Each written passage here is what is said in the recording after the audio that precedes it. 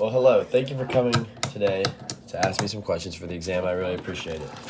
So I kind of got you down. I took some notes. I got you down as having three main questions. So one question is, what is action potential? What does it consist of? In the psychological realm, what does it mean?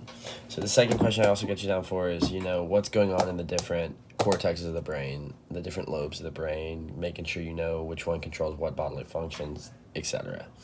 And the final question is you kind of need to know a bit more strong, deeper understanding of the difference between the motor cortex and the somatic sensory strip.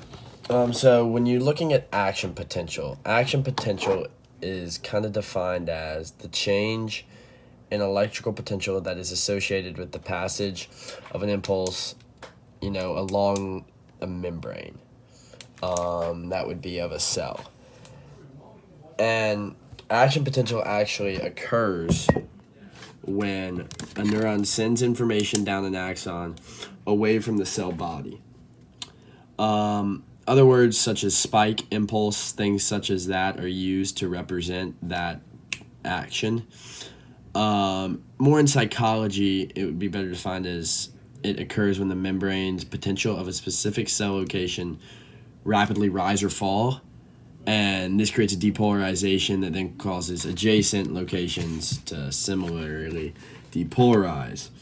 And then when you're looking at the different lobes of the brain, I know you put down in my notes that you had the occipital lobe was for hearing. It's actually for sight. So then you have the frontal, the temporal, and the parietal lobe. That is for language and touch. The frontal is for more thinking, memory, behavior, and movement, not such a thing. And the temporal lobe is for your hearing, learning, and your feelings. And then the main difference when you're looking at the motor cortex and the sensory strip is, think about it. So motor is movement. You associate motor car with movement. Sensory is feelings, touch, that kind of thing. So the motor cortex has to do with moving your arm, moving your leg, going on a run, going on a jog, anything that has to do with moving and relation to coordination of our bodies. The sensory strip is all the senses you get. So when someone touches you, that the feeling that you get sent to your brain, everything fires the second you're touched, not even the second, the micro minuscule of a second you're touched shoots a signal to your brain to let you know, hey, someone touched me.